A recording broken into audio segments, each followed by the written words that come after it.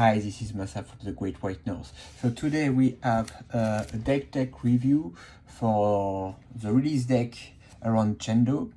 So I'm gonna do one for each of the 5 release deck. So Chendo is dear to my heart because he's from Canada and it was from the first release, even box I open. So he costs 4. He's immortal and he can get some boost. This page cannot be targeted by spell, affected by scare, or inflicted with fear. This page LP and damage cannot be increased by other pages. Snow counter can be added to pages that already have frozen counter. So like it make your whole deck able to put more frozen counter and keep everything frozen. An attack is 15 and frozen 2. The attack does not deal damage if this page LP is 0, because he's immortal, he can go to 0 and still gonna be alive. If a BC is destroyed by this attack, shuffle a ice spell from your cemetery into your spellbook. So very strong card, very well, like, I feel balanced. That can do tons of things. 50 life, not so important when it's immortal, and especially for release deck, except with Morpheus, which is in one of the deck, it's always gonna stay there. So how does this deck works? Well, so this is like your kind of general, your big guy. You have 4 Lake Wars. It's a water and snow deck. So Lake Wars with the new art. This is a good card because you have 50 life, cost 2, and the power is just bookmark 1, so you can keep it, and you can just fatigue it to draw a card until you have a lot of advantage, and just 2 resource for 50 is good. Attack is not that great, 20. It doesn't freeze anything, so it doesn't really combo with Chendo. What else do we have? We have Iceberg, which is a card that I don't really know that much. So Iceberg, you see it has this little symbol, vortex. I mean, you can fatigue it to get an extra ice aura, and so it's an artifact.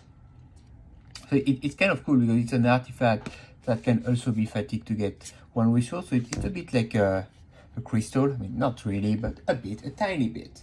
And so inflict a target artifact RBC in the arena with frozen 1, deal 20 damage to this page.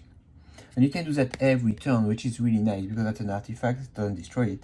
And once destroyed, you place any frozen page not named Iceberg that costs 1 aura or less from your limbo or cemetery into your chapter. So we need to keep track of cards that cost 1 or less. So this is very good because it costs 1, come into play fatigued, then you awaken it, and then you can either make a frozen aura, a snow aura, or you can just freeze something. So I think this is a very strong card for control. Just frozen 1 is not that good during your turn because it means they will be unfrozen during their turn.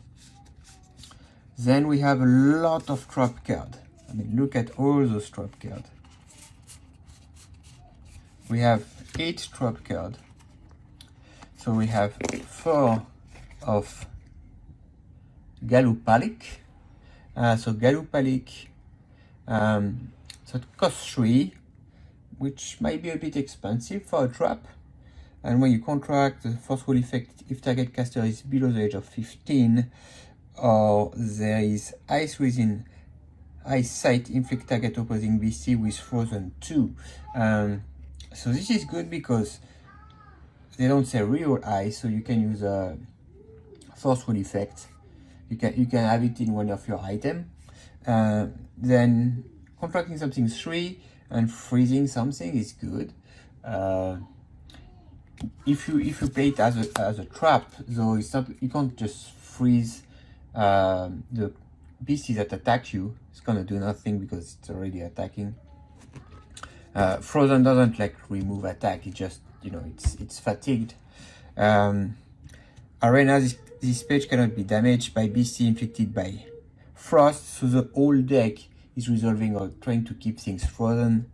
And it attacks for 40 and frozen 2, which is really good because, like I say, you freeze something, then it's their turn, and then it's still frozen, and then you can re-attack. You can really keep things in check. This attack deals plus 10 damage for each frozen indicator on opposing page.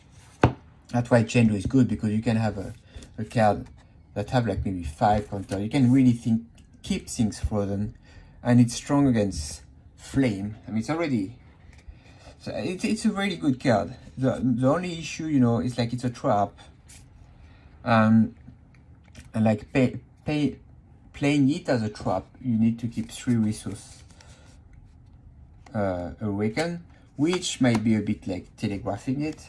And then we have Almikuk, and it have borrowing, which is a very strong thing because it's really hard to destroy something with borrowing. And it have trap too, cost 2. This page forceful effect. This page attack deals plus 20 damage. If a fishing rod is within eyesight, also something that you can use for your items. Arena, this page again. What is this one? First strike while defending. This is very good also. It means like this is a very good blocker. The only thing, like if it's borrowing, maybe you want to borrow it during your turn, so then it can't block, but it's just something to keep in touch, to keep in your mind. It also freeze. So this is overall like pretty good. I mean, this deck is all about keeping things frozen, so any card that makes things frozen. I think the Legworth is just, you know, you stay here, you build more cards, you freeze everything, and hopefully once everything is frozen, you can kill something. There is nothing that does a lot of damage, so I don't really know how you... Well, I guess Qualupalik is a card that does the most of damage. It's gonna be maybe a bit hard to deal 1000 damage. We have Frostbite.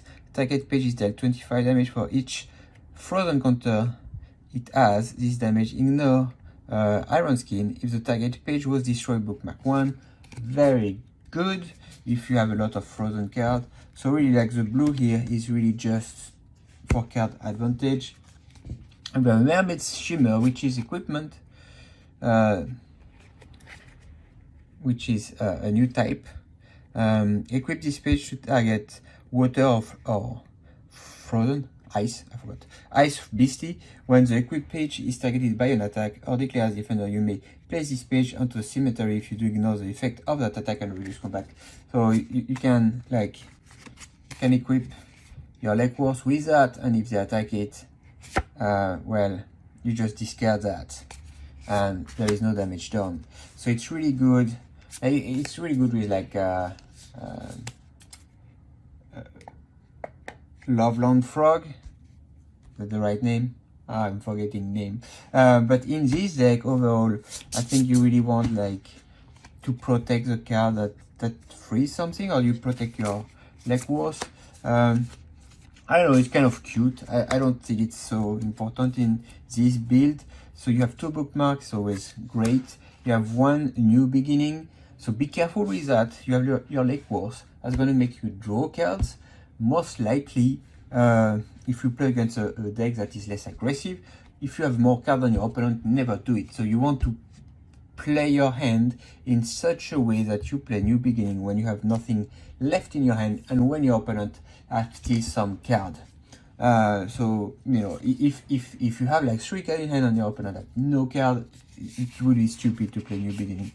And then we have a bunch of aura. How many? 4, 5 water, 6, 7 ice, 4, 5, 6, 7, 8, 9, 10, 11, 12. Okay, 12 is a bit on the low side. And we have 1 lake and winter, which winter boosts your Chendo, your Almikuk, and your Qualupalik. So winter is the most important, and then the lake just boosts your Legworth, which make it, you know, it attack for 45. But yeah, no, the winter is important because then your Qualupalik attack for 60. So I think that's very important. All right, overall, I think that's a pretty good deck. That's a very kind of like controlling the board kind of thing that I like. And now we're gonna check the other decks.